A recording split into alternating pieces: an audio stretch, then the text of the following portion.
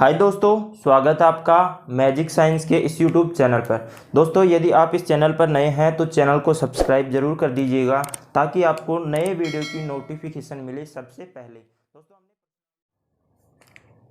दोस्तों हमने पिछले वीडियो में प्रश्नावली 2.1 की बातें की थी। उसमें केवल एक ही क्वेश्चन था। उस क्वेश्चन में ग्राफ थे। क्या थे? ग्राफ थे। उसमें ग्राफ में क्या था कि जो बहुपद होता है, बहुपद जो होता है उसमें से हमें सारणी बनानी होती है। उस सारणी का मान जब हम इस ग्राफ में दर्शाते हैं तो कुछ रेखा बनती है, वो सीधी हो या यू आकार की हो, कैसी भी हो। जब वो रेखा इस एक्स अक्ष को, ये एक्स अक्ष था, इस एक्स अक्ष को जितनी बार काटती है उतने ही उस बहुपद में क्या होते थे? शून्यक। तो दोस्तों ये तो इसकी बातें तो हमने कर ली थी, लेकिन आज हम प्रश्नावली 2.2 की शुरुआत करेंगे। इससे पहले मैं आपको दो बातें बता दूं कि शून्यक मैंने एक बार पहले भी पढ़ा दिया था पिछले वीडियो में, आज भी बता देता हूं कोक्या होते हैं। इस प्रश्नावली में 2.2 में केवल शून्यक की बातें होंगी। शून्यक क्या होता है? जैसे देखिए, ये कोई बहुपद है, ठीक है, ये कोई बहुपद है। तो शून्यक वो होता है कि ऐसा मान, x का ऐसा मान जो जिसे इस बहुपद में रखने पर इस पूरे बहुपद का मान शून्य कर दे, ठीक है। तो वो क्या हो गया? शून्यक। और किसी रेखिक बहुपद का शून्यक केवल एक से ज़्यादा नहीं हो सकता, एक या 0 हो सकता है। किसी द्विघात बहुपद का शून्यक 2 से ज़्यादा नहीं हो सकता। किसी त्रिघात बहुपद का शून्यक 3 से ज़्यादा नहीं हो सकते। और किसी चतुर्थघात बहुपद का शून्यक जो होते हैं वो 4 से ज़्यादा नहीं हो सकते। तो ये बातें हमने कर ली थी पिछले वीडियो में भी, और अभी भी मैं बता दिया है मैंने। और दूसरी बात आती है यहाँ गुणांक की। क्या? गुणांक, ठीक है। तो ये गुणांक क्या होता है? तो दोस्तों देखिए, यहाँ पर इस x के गुणा में 1 माना जाएगा। यदि x के साथ कोई गुणांक नहीं है तो इसके साथ क्या माना जाएगा? 1। और ये जो x है इसके साथ क्या माना जाएगा? 2। क्या माना जाएगा? 2। तो ये क्या है? x के साथ गुणा में कितने हैं? तो 2। तो ये क्या है? 2। तो ये इसका गुणांक है, किसका? x का। और ये जो 8 है ये क्या है? अचर पद। क्या है? अचर पद।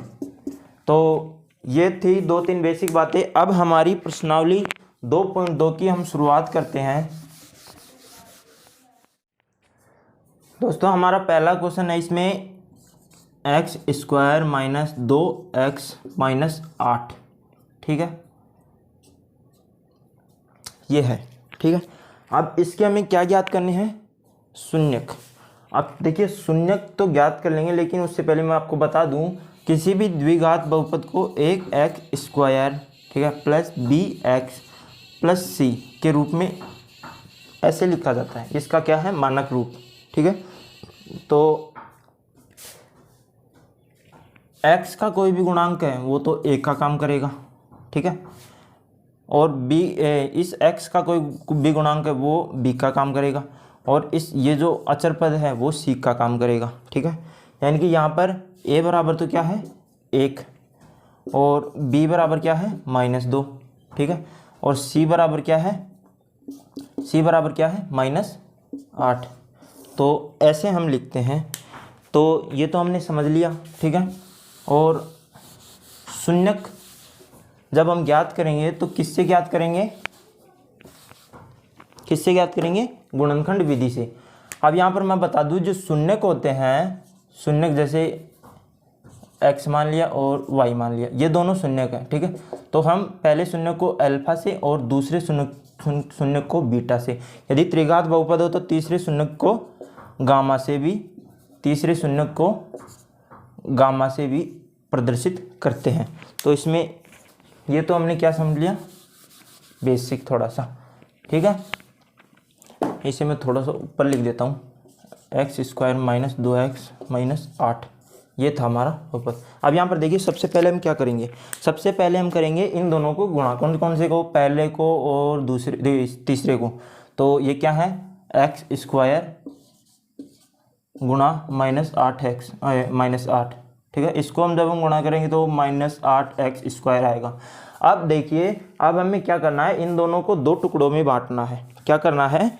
इन दोनों को हमें दो टुकड़ों में बांटना है। अब दो टुकड़े भी ऐसे होने चाहिए कि उन्हें गुणा करने पर तो -8x² आई और उन्हें जोड़ने पर या घटाने पर -2x आई, ये वाला, ठीक है, ये वाला। तो इन्हें दो टुकड़ों में, तो इसके दो टुकड़े तो ऐसे तो ये ही हो सकते हैं, ठीक है।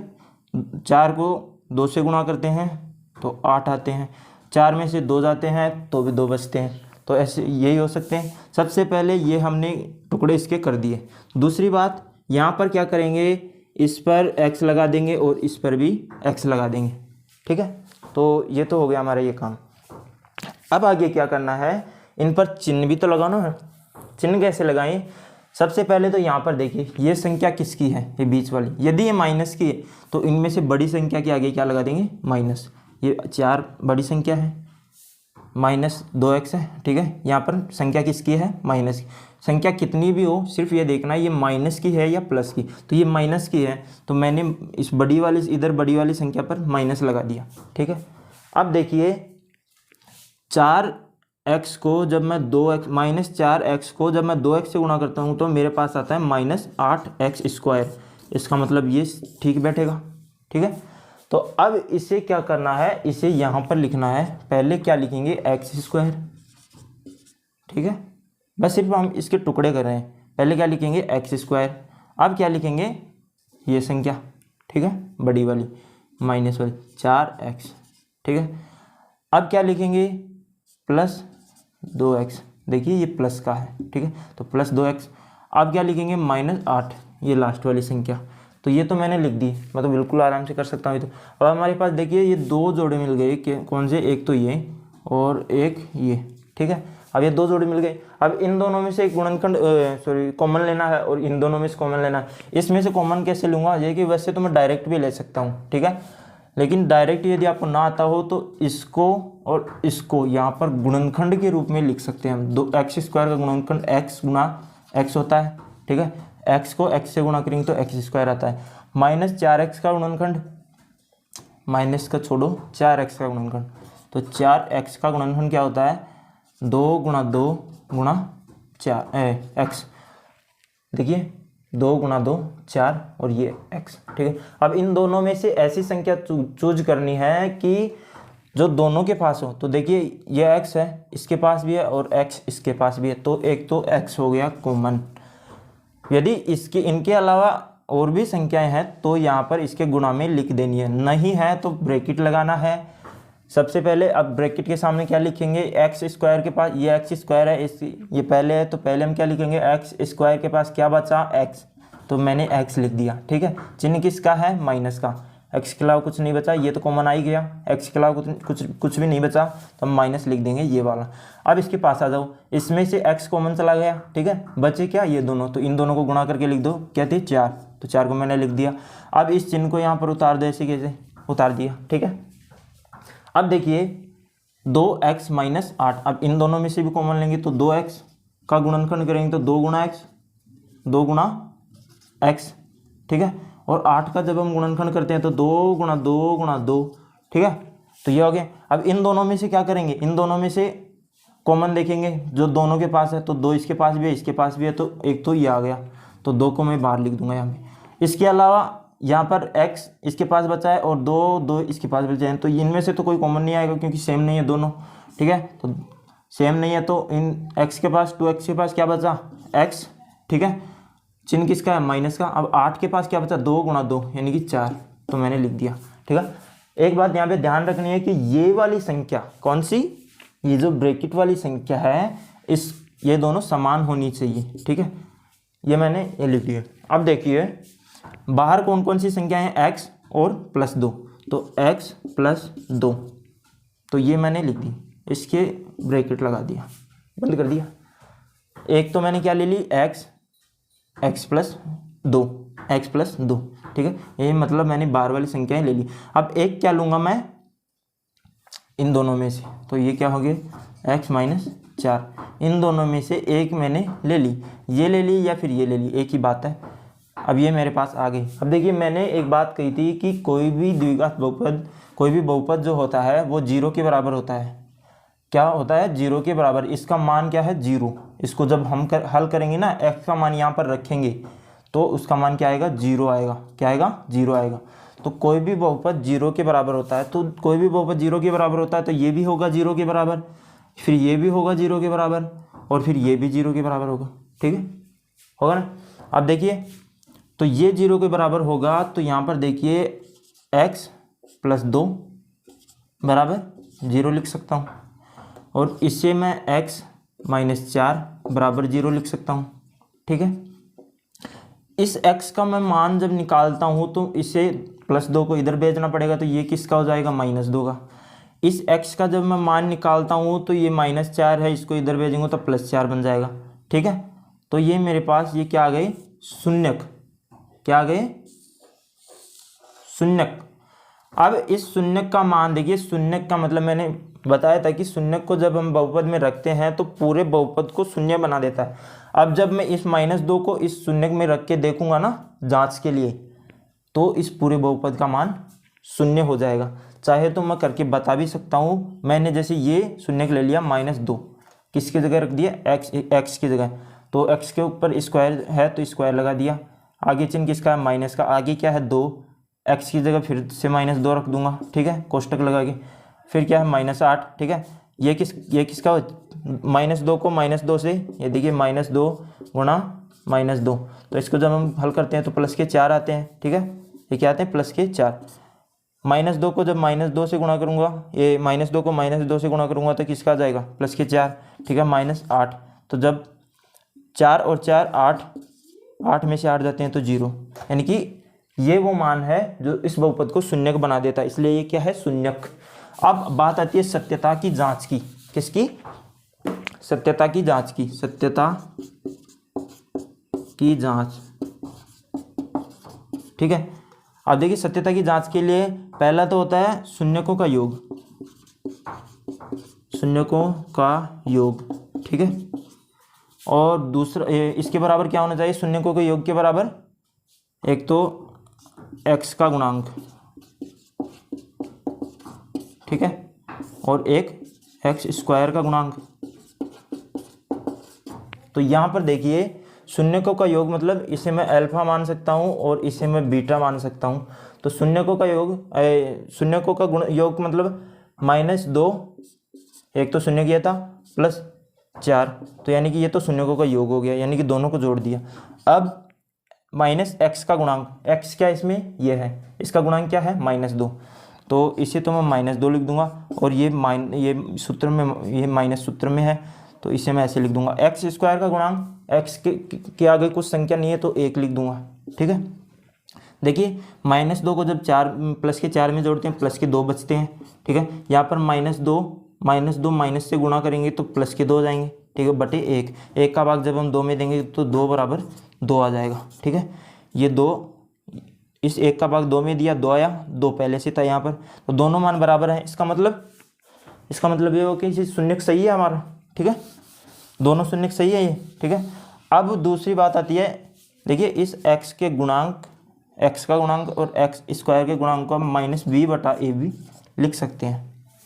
कैसे, देखिए -b, ये -b, ax² + bx + c, तो bx क्या हो गया, है b का गुणांक यानी x का गुणांक, और a क्या हो गया, ये वाली संख्या। ठीक है, तो इसे हम आगे मैं शॉर्ट में ये लिखूंगा। तो ये तो हो गया हमारा शून्यकों का योग। अब दूसरी बात आती है शून्यकों का गुणनफल, शून्यकों का गुणनफल। ठीक है, ये किसके बराबर होना चाहिए, ये होना चाहिए अचर पद यानी c के बराबर, और x² का गुणांक, x² का गुणांक वहाँ क्या रखा था, c, ये a। ठीक है, a। ठीक है, ये होना चाहिए। तो शून्यकों का गुणनफल यानी कि -2 × 4, ये तो हो गया शून्यकों का गुणनफल, ये दोनों शून्यक थे, इनका गुणनफल। और c कितना है, -8, तो ये हो गया -8। ठीक है, ये हो गया -8, और a क्या है, 1, तो 4 +4 को जब -2 से गुणा करते हैं तो -8 आते हैं। ठीक है, और इधर -8 में 1 का भाग देंगे तो -8, तो दोनों बराबर हैं। ये हो गई हमारी सत्यता की जांच। दोनों ये बराबर आने चाहिए सत्यता की जांच में। तो ये हमारा पहला क्वेश्चन था। अगला देखिए, हमने पहला हल कर लिया था, दूसरा और तीसरा सेम उसी तरह होंगे। ये हमारा चौथा है। अब देखिए चौथा कैसे हल करेंगे हम। यहाँ पर देखिए, इसके लिए हमें इसको और लास्ट वाले को गुणा करने की बिल्कुल भी ज़रूरत नहीं है। हमें इसे और इसे दोनों में से केवल क्या लेना है, कॉमन लेना है। तो देखिए 4 कॉमन, देखिए डायरेक्ट भी ले सकते हैं आप, और यदि डायरेक्ट नहीं आता हो तो इसके और इसके गुणनखंड करके लिख लीजिए। ठीक है, 4u² के गुणनखंड क्या होंगे, 2 गुणा 2 गुणा u गुणा u। ठीक है, यानी कि u² यानी कि 2 बार, और 4 यानी कि 2 गुणा 2 4। अब यहाँ पर देखिए 8u का गुणनखंड यानी कि 2 गुणा 2 और गुणा 2 गुणा u। इसके पास u 1 है तो मैंने एक बार लिख दी, और ये तीनों क्या है, इन तीनों का मान क्या है, 8 होता है। अब यहाँ पर देखिए मैं क्या करूँगा, पहले क्या है 4u², तो 4u² के लिए इन दोनों में से क्या होगा, ये सबसे पहले तो हम इन दोनों में से क्या करेंगे, कॉमन लेंगे जो दोनों के पास हो। तो देखिए एक तो ये 2, ठीक है, और एक ये 2, ठीक है, यानी कि 2 गुणा 2। एक तो ये 2 ले लिया ये वाला, एक ये 2 ले लिया ये वाला, ठीक है, और एक है ये u और ये u, ठीक है, तो गुणा 1u यहाँ से ले लेंगे। तो 2 2 4u, तो 4u, तो 4u को मैं यहाँ पर 4u को ऐसे कैसे लिख दूंगा। अब देखिए कॉमन आ गया। अब मैं लगा दूंगा कोष्टक। ठीक है, अब देखिए जब मैं कोष्टक लगा दूंगा, अब मैं क्या करूंगा, इनके पास तो क्या बचा u, और इसके पास क्या बचा 2, दोनों के बीच प्लस का निशान है, यानी कि u के पास तो क्या बचा 4u² के पास तो क्या बचा 4 u, ठीक है, u बचा, ठीक है, और इसके पास क्या बचा 2, तो बीच में प्लस का निशान है तो प्लस लगा दूंगा, और यहाँ पर क्या बचा 2, तो 2 को ऐसे लिख दूंगा। ठीक है, अब देखिए हमारे पास एक तो 4u आया, एक तो ये आया, और दूसरा क्या आया u+2, एक ही आया। ठीक है, अब देखिए ये हमारे पास 2 आ गए, गुणनखंड आ गए इसके। अब देखिए इन दोनों को जब मैं गुणा करता हूँ तो यही मान आता है मेरे पास। ठीक है, अब मैं क्या करूँगा कि कोई भी बहुपद का मान क्या होता है 0, तो ये इन दोनों का भी 0 के बराबर होगा, तो 4u बराबर 0। अब मैं u का मान जब निकालता हूँ तो u बराबर 0/4, और जब 4 का भाग मैं 0 में देता हूँ तो मान क्या आता है 0 ही आता है। किसी भी संख्या का भाग 0 में देते हैं तो 0 मान आता है। ठीक है, अब क्या अगला क्या है, एक तो ये था, और अगला क्या है u+2 बराबर 0, इसका मान 0 ही होगा। अब इधर मैं u का मान निकालता हूँ तो इसे मैं इधर भेजना पड़ेगा, तो ये होगा -2, तो एक तो ये 0 का आया और ये 0 का आया, तो 2 शून्य हो गए, एक तो 0 और एक -2। यदि हम इस 0 को यदि इसमें u और u की जगह रखते हैं तो भी मान इसका 0 आता है, और -2 यदि रखते हैं तो भी मान इस बहुपद का 0 ही आता है। अब करेंगे हम सत्यता की जांच, क्या ये सत्य है, सत्यता की जांच। सत्यता की जांच के लिए देखो शून्यकों का ये देखिए अल्फा है और ये क्या है बीटा, हमने मान लिया था, ये पहले से मान लिया था। ठीक है, तो सत्यता की जांच में शून्यकों का योग यानी कि अल्फा प्लस बीटा, ये दोनों इन दोनों का योग यानी कि इनका योग बराबर क्या होना चाहिए -b/a। ये देखिए मैंने शॉर्टकट में लिख दिया है। ठीक है, अब देखिए a + b यानी कि दोनों को जोड़, तो 0 + -2, इन दोनों को जोड़ेंगे, और यदि इसमें b का मान क्या है, क्या है b का मान 8 है, तो हम यहाँ पर b का गुणांक कितना लिख देंगे 8, u का गुणांक क्या है 8, तो यहाँ पर 8 लिख देंगे, और ये माइनस है तो माइनस भी लगा देंगे, और a का मान क्या है यहाँ पर, यानी कि u के साथ u का गुणांक a का मान 4, तो हम 4 लिख देंगे। ठीक है, अब जब इसको जब हम खोलते हैं तो प्लस ये माइनस प्लस से गुणा होकर माइनस देता है, और ये कितना आ जाता है -2 बराबर, इधर -8 में 4 का भाग देंगे तो -2, तो ये तो बराबर आ गया। ठीक है, तो ये तो सही है, यानी कि शून्यकों का योग तो सही है, शून्यकों का योग तो सही है। अब करेंगे हम शून्यकों का गुणनफल यानी कि अल्फा गुणा बीटा। ठीक है, क्या ये c बटा a के बराबर है? अब आप कहेंगे कि c का मान तो यहाँ है ही नहीं, तो नहीं है तो हमें 0 लिखना पड़ेगा उसका मान, ठीक है। a का मान क्या है 0 गुणा b का मान क्या है -2 लिख दिया। इसका मान क्या होता है 0, c का मान क्या है यहाँ पे 0 और a का मान क्या है 4, इस 4 लिख दिया। 0 में 4 का भाग देंगे तो 0, ये दोनों भी बराबर हैं, तो इसका मतलब ये सत्य था, ये दोनों क्या है शून्यक है। तो ये भी हमने तो ये हमारा उसमें से अगला क्वेश्चन है। अब यहाँ पर देखिए, x की जगह आपको कुछ भी मान दे सकता है, जैसे पिछले अभी क्वेश्चन में क्या दिया था u दे दिया था, अब यहाँ पर t दे दिया, ठीक है। तो वो तो कुछ भी दे सकता है, x ज़रूरी नहीं है x ही हो। तो यहाँ पर हमने t दे दिया। अब देखिए ऐसे सवालों को कैसे हल करें, ये कोई द्विघात बहुपद है, इसके हमें शून्य ज्ञात करने हैं, ठीक है। तो इसके लिए हमें क्या करना पड़ेगा, इसमें हम तुक्का भी मार सकते हैं वैसे, ठीक है। कैसे, t का मान रख के 1 रख दिया, 2 रख दिया, 3 रख दिया, जहाँ पर 0 आई वही शून्य। तो ऐसे नहीं करेंगे, इसको हम करेंगे एक किससे, एक जो सर्वसमीका होती है a square minus B square बराबर a प्लस बी कोष्टक और a माइनस बी, ऐसे हल करेंगे इसे। लेकिन हमें पता है कि यहाँ पर t तो स्क्वायर है लेकिन 15 नहीं है, ठीक है, 15 नहीं है। तो यहाँ पर देखिए किसी भी रूट वाली संख्या का स्क्वायर क्या होता है, किसी भी कोई संख्या रूट 15 में है तो उसका स्क्वायर क्या होगा 15, ठीक है। किसी भी 15 का जब हम 2 टुकड़ों में बांटेंगे तो उसे ऐसे बांट सकते हैं, इसका गुणनखंड कैसे हो सकता है ऐसे, ठीक है। तो हम क्यों ना हम इसे स्क्वायर बना के ये मान रख लें, ठीक है। 15 की जगह ये भी तो रख सकते हैं, यानी कि रूट 15 का स्क्वायर 15 के बराबर होता है, तो हम इस मान को ऐसे रख सकते हैं, ठीक है। तो मैं यही मान ले लेता हूँ, यही मान मैं ले लेता हूँ। मैंने यहाँ पर ये सर्वसमी का उपयोग करने के लिए 15 को ये बना दिया, क्योंकि इसका मान भी 15 ही होता है। तो देखिए इसको कैसे लिखूँगा, टी स्क्वायर माइनस रूट 15 का स्क्वायर, तो ये मैंने ले लिया। अब देखो ये मैंने ले लिया।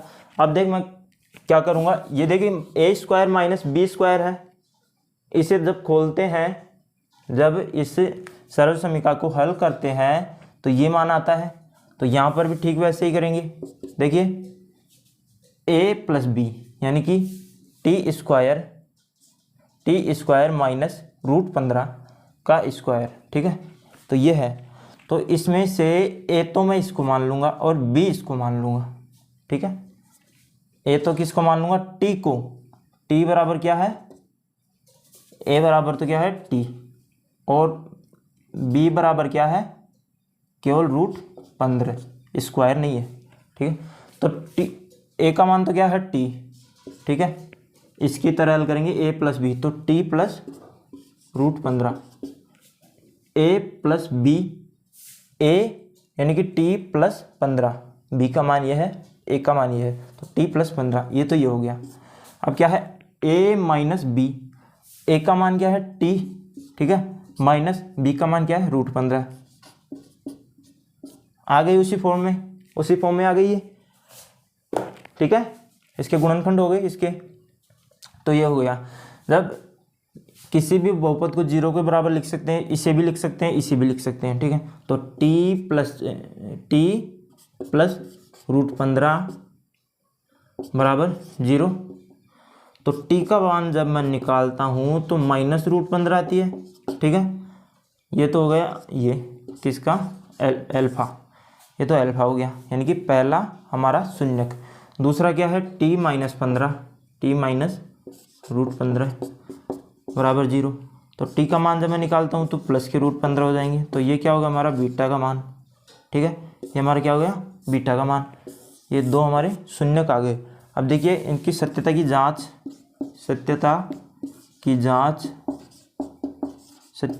के लिए क्या करेंगे, पहले तो अल्फा और बीटा का योगफल, ठीक है। अल्फा प्लस बीटा क्या होना चाहिए, माइनस बी बटे ए, ये तो होना चाहिए, ठीक है। तो अल्फा और बीटा को जब हम जोड़ेंगे यानी कि -√15 प्लस √15 को जब हम जोड़ते हैं, देखिए प्लस का √15 और माइनस का √15, इधर क्या है, बी का मान तो है ही नहीं, यहाँ पे देखिए बी का मान तो है ही नहीं, तो बी के लिए हम क्या करेंगे, 0 लिख लेंगे यहाँ पे, ठीक है। बटे ए का मान क्या है, टी, 1 टी के गुणांक में कोई नहीं है तो 1 लिखेंगे। अब यहाँ पर देखिए -√15 और प्लस √15 आपस में कट जाएंगे तो 0 आ जाएगा, और इधर 0 में 1 का भाग देंगे तो 0, तो ये दोनों बराबर हैं, इसका मतलब सत्य बात है।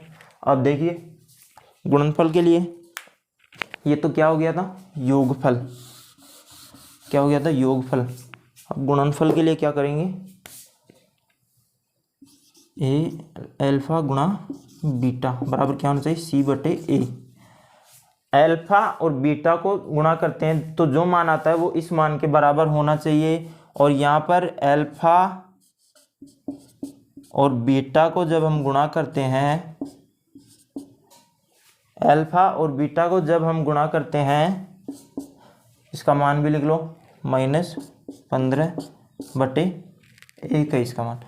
तो √15 और √15 गुणा √15, इसका मतलब 15, यानी कि रूट हट जाएगा दोनों से, तो ये तो हो गया 15, और ये माइनस का, क्योंकि -1 के पास है, इसके पास नहीं है, और इधर -15 में 1 का भाग देंगे तो -15, तो ये भी दोनों सेम है, ठीक है, दोनों बराबर आ गई, इसलिए ये भी क्या है, सत्य।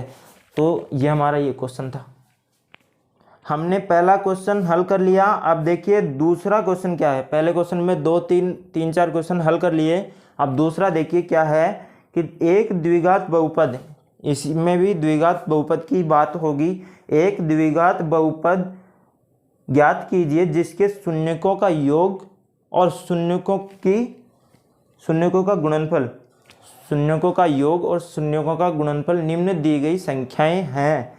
तो यानी कि इनमें शून्यकों का योग और शून्यकों का गुणनफल दिया हुआ है, तो उनसे हमें क्या ज्ञात करना है, उनसे हमें ज्ञात करना है क्या, बहुपद, कौन सा, द्विघात बहुपद।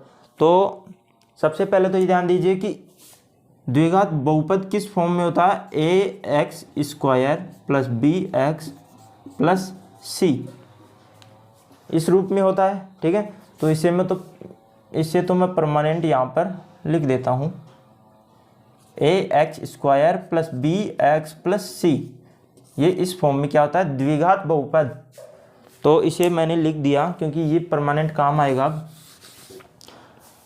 देखिए शून्यक को हम किससे रिप्रेजेंट करते हैं, अल्फा और बीटा, ठीक है। और तीसरा यदि कोई हो शून्यक तो उसे गामा से रिप्रेजेंट करते हैं।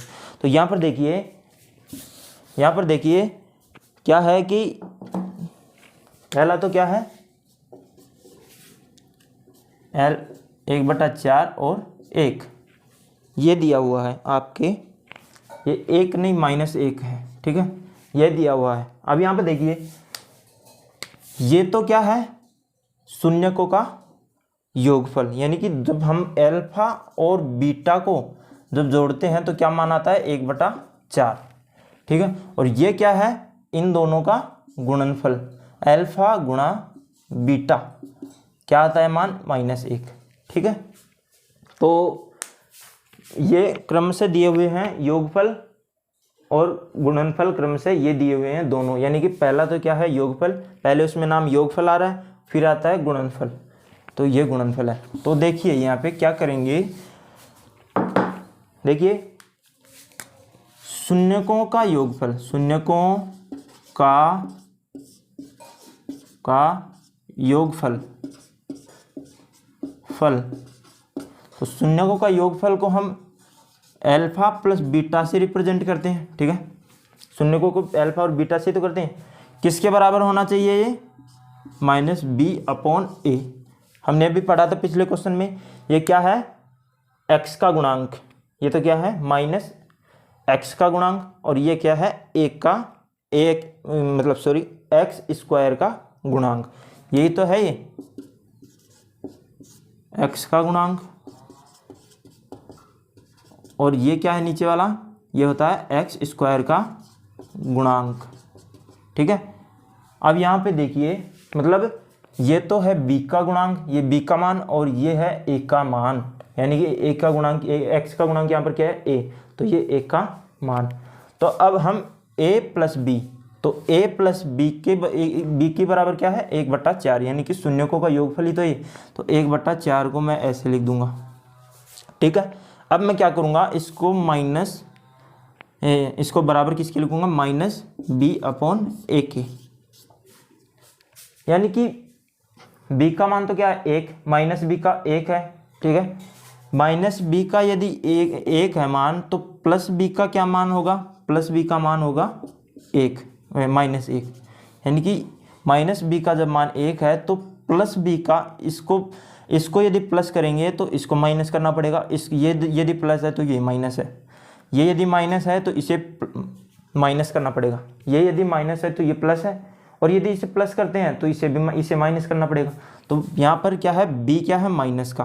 ठीक है, तो यहाँ क्या है, एक क्या है प्लस का, तो यहाँ पर b को प्लस करने के लिए एक को माइनस करना पड़ेगा, तो एक को मैंने माइनस कर दिया। ठीक है, और यहाँ पर a का मान क्या है 4, यानी कि 1/4 माइनस b/a, यानी कि a का मान तो क्या है 4, और b का मान क्या है, माइनस b का मान क्या है 1, तो यहाँ पर b का मान क्या आ गया -1, और a का मान क्या है 4। यदि ये 4, अब देखिए दूसरा क्या है, शून्यकों का गुणनफल, तो शून्यकों का गुणनफल क्या है, शून्यकों का गुणनफल क्या होता है c/a, ये तो होता है।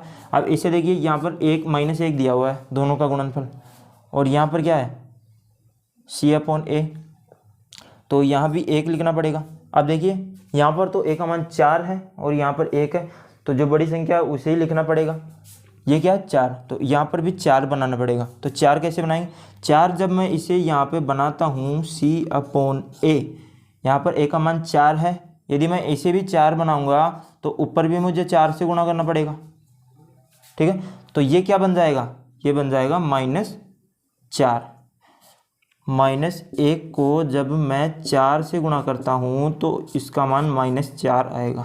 ठीक है, तो ये क्या हो गया हमारा -4, और a का मान इसकी देख रेख में इसका मान 4 करना पड़ा, क्योंकि यहाँ पर 4 है a का मान, इसलिए ये भी 4 करना पड़ा। तो हम यहाँ पर लिख लेंगे a का मान तो क्या है 4। ठीक है, b का मान क्या आया -1, और c का मान क्या आया, c का मान क्या है -4। अब देखिए ये जो मान है इन्हें बस इस सूत्र में बिठा दीजिए, आपका द्विघात बहुपद आ जाएगा। तो a का मान तो क्या है 4, तो एक की जगह क्या लिख देंगे हम 4, ये मैंने 4 लिख दिए। ठीक है, b का मान क्या है -1,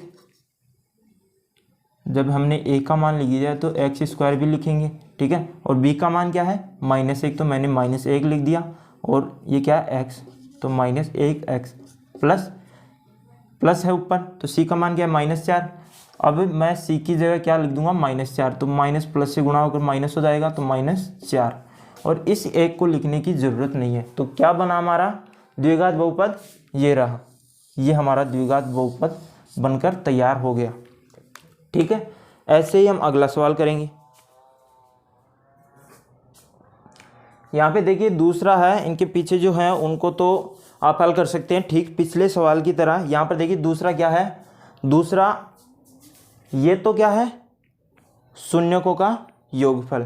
शून्य क्या थे अल्फा और बीटा से ही तो वो करते हैं, अल्फा और बीटा से ही तो प्रदर्शित करते हैं।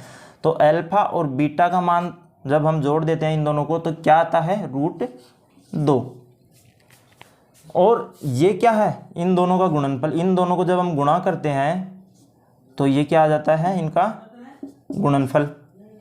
ठीक है, अब यहाँ पर देखिए इनकी सहायता से, इनके योगफल और गुणनफल की सहायता से हमें a, b और c का मान ज्ञात कर लेना है ठीक पिछले सवाल की तरह। तो इनका मान ज्ञात करने के लिए हम उन्हीं सूत्रों का उपयोग करेंगे। अब उनका मान इन a और b और c का मान ज्ञात करके बस उन मानों को इसमें फिट कर देना है इस सूत्र में। तो हमारा देखिए इसके लिए हम क्या करेंगे, अल्फा, देखिए योगफल पहले, योगफल शून्यकों का योगफल, तो योगफल तो क्या था अल्फा प्लस बीटा, ये तो क्या है √2।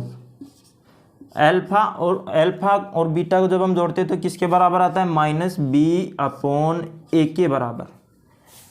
-b क्या है, इस x का गुणांक, ये प्लस, यहाँ प्लस है कोई दिक्कत नहीं, प्लस माइनस चलता रहता है, लेकिन यहाँ माइनस होना जरूरी है। यहाँ पर बहुपद में माइनस भी आ सकता है, प्लस भी आ सकता है, ये तो केवल इस रूप में होता है, वो दिखाया गया है। यहाँ पर देखिए -b/a के रूप में क्या होता है, ये मतलब योगफल किसके रूप में होता है, -b/a के रूप में, ठीक है। और गुणनफल किसके रूप में होता है, अल्फा और बीटा का गुणनफल किसके रूप में होता है, ये होता है, इसका मान तो ये है, ये होता है c/a के रूप में, ठीक है। यानी कि ये दोनों बराबर होने चाहिए।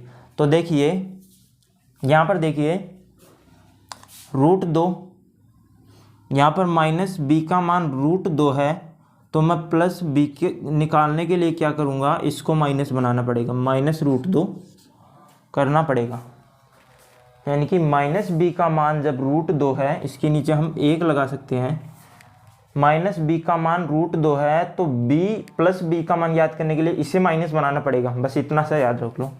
नीचे क्या है 1, ठीक है, b के नीचे क्या है a, तो b के नीचे a है, तो a का मान क्या हो जाएगा 1, ठीक है। अब यहाँ पर देखिए, यहाँ पर c का मान तो क्या आ रहा है 1, ठीक है, और a का मान क्या आ रहा है 3। तो इसके लिए हमें क्या करना पड़ेगा, यहाँ पर क्या करना पड़ेगा, यहाँ पर हमें, यहाँ पर भी, यहाँ पर 3 है तो यहाँ पर भी 3 ही बनाना पड़ेगा। क्या, a का मान, a का मान यहाँ पर देखिए 3 है, दोनों में से बड़ी क्या है 3, तो इसे भी 3 ही बनाना पड़ेगा, ठीक है। तो इसे 3 बनाने के लिए देखिए यहाँ पर 3 से गुणा करना पड़ेगा, और 3 से जब नीचे गुणा कर रहे हैं तो ऊपर भी गुणा करने पड़ेगा 3 से, ठीक है। तो ये तो क्या हो जाएगा मान, ये तो हो जाएगा b का मान, तो क्या हो जाएगा 3 को जब √2 से गुणा करते हैं तो ये माइनस है इधर, तो ये हो जाएगा -3√2, ये तो हो जाएगा ये, ठीक है। और 3 को जब 1 से गुणा करते हैं तो ये हो जाएगा 3। तो अब ये मान यहाँ से लागू होगा, b का मान तो क्या आया -3√2, a का मान क्या आया 3, ठीक है। यहाँ पर देखिए c का मान क्या है 1 है, और a का मान क्या है 3 है। तो देखिए a का मान समान होना चाहिए, क्योंकि यहाँ पर दो बार a है, एक तो ये a है और एक c के नीचे a है, एक तो -b के नीचे a है, एक c के नीचे a है, तो a दो जगह है, तो दोनों का मान, दोनों a है तो दोनों का मान क्या है, समान होना जरूरी है, तभी हमारा क्या निकलेगा, सवाल सही हो पाएगा। तो यहाँ पर देखिए अब हम a, b और c का मान अब हम ज्ञात कर सकते हैं। यहाँ पर देखिए a का मान क्या निकल के आया हमारे पास 3, यहाँ पर भी क्या है 3, ठीक है। तो a का मान तो क्या लिख देंगे 3। b का देखिए, b का यहाँ पर एक ही जगह है तो -3√2, तो ये क्या है -3√2, ये आ गया हमारा b का मान। c का मान क्या है 1, तो 1। बस अब इन मानों को a, b और c की जगह बिठा देना है।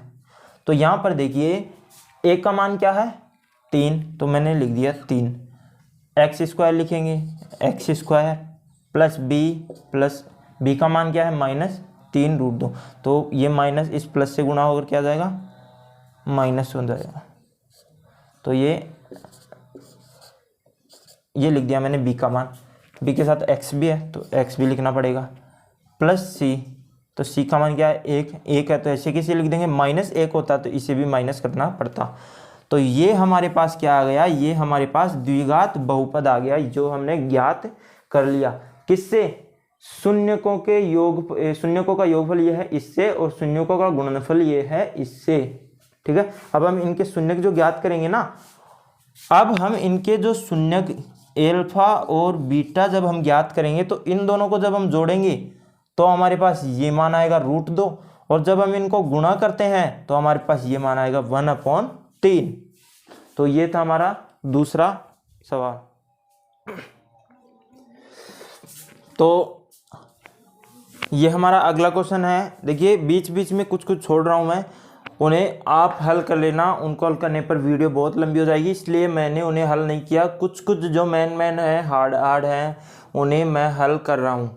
जो हार्ड हैं, उन्हें कठिन है, उन्हें मैं हल कर रहा हूँ। आप बाकी को आप बिल्कुल हल कर सकते हैं, बिल्कुल सीधे तरीके से, ठीक ऐसे ही होंगे। अब यहाँ पर देखिए, पहली संख्या तो क्या है, शून्यों का योगफल, यानी कि कोई भी शून्य का आएगा, इससे जो बहुपद बनेगा दोनों से, उनके जो शून्य निकलेंगे उनका अल्फा और बीटा, उन दोनों का योगफल तो क्या है, 0, ठीक है।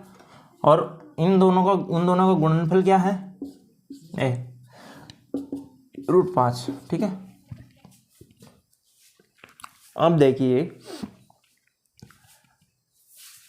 इन दोनों का हमें फिक्स तो पता नहीं है अभी, अल्फा और बीटा का, कि ये क्या है।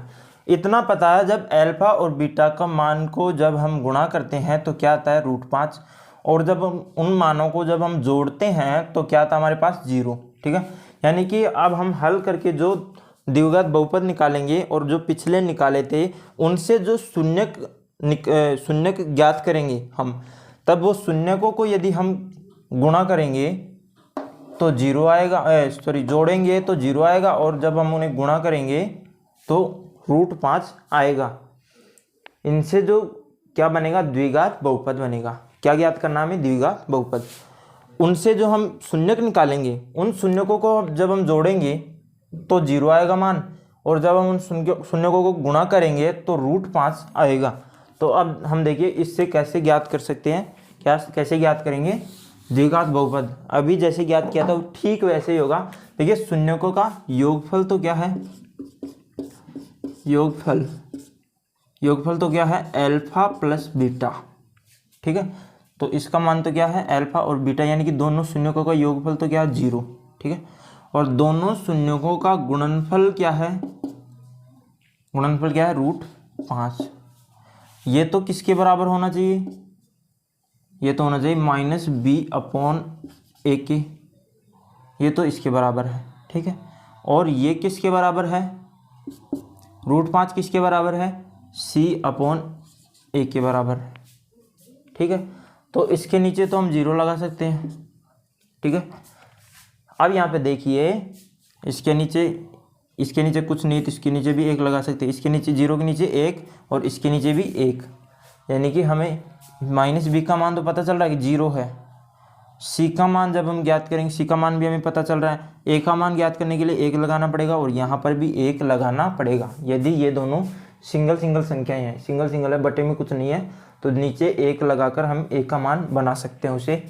तो यहाँ पर देखिए, -b का मान 0 है, ठीक है। तो +b बनाने के लिए इसको इधर भेजना पड़ेगा, ठीक है।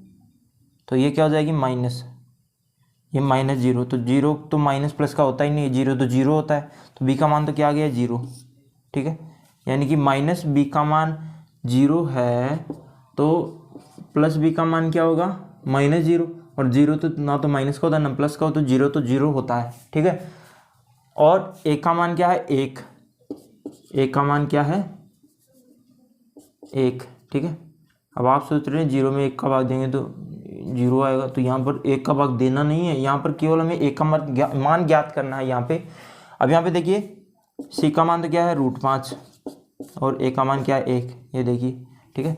अब हमें पता लग गया कि a का मान तो 1 है, b का मान 0 है, और c का मान क्या है, √5। तीनों मान आ गए हमारे पास, a, b और c। और यहाँ पर क्या है, इसमें इस मान को रख देना है। तो इससे देखिए द्विघात बहुपद कैसे बनेगा, ध्यान दीजिए। यहाँ पर देखिए, x² यानी कि a की जगह क्या, 1, तो 1x² प्लस 0 यानी कि bx, तो ये हो गया 0, ठीक है। और c का मान क्या है, √5 प्लस √5। 0 को लिखने की ज़रूरत नहीं है, 1 को भी लिखने की ज़रूरत नहीं है, तो x² प्लस √5। तो ये हमारी क्या हो गई, संख्या, क्या हो गई, संख्या, क्या हो गई हमारी, संख्या नहीं है, ये बहुपद हो गया हमारा। क्या हो गया, ये हमने बहुपद ज्ञात कर लिया। अब जब हम इससे जो शून्यक ज्ञात करेंगे, शून्यक, ये एक द्विघात बहुपद है तो इसके दो से अधिक शून्यक नहीं हो सकते, यानी कि दो शून्यक हो सकते हैं, ठीक है। तो जब वो दो शून्यक किससे रिप्रेजेंट करेंगे, अल्फा और बीटा, जब हम उन दोनों शून्यकों को जोड़ेंगे तो 0 आएगा, और जब हम उन्हें आपस में गुणा कर देंगे तो √5 आएगा। ये बोलना चाह रहा है ये क्वेश्चन। तो ठीक है दोस्तों, आज की प्रश्नावली हमारी यही थी। हमारी 2.2 प्रश्नावली कंप्लीट हो गई है। आगे जो हमारी प्रश्नावली 2.3 चलेगी उसमें हम भाग देना सीखेंगे। भाग देना सीखेंगे किससे, ऐसे सवालों का भाग देना सीखेंगे। ऐसे सवालों का कैसे भाग, इनमें कैसे भाग दिया जाता है। तो ठीक है दोस्तों, वीडियो यदि समझ में आया हो तो वीडियो को लाइक करना और चैनल को सब्सक्राइब करना और कमेंट करके बताना कि खत्म, बाय बाय, टाटा।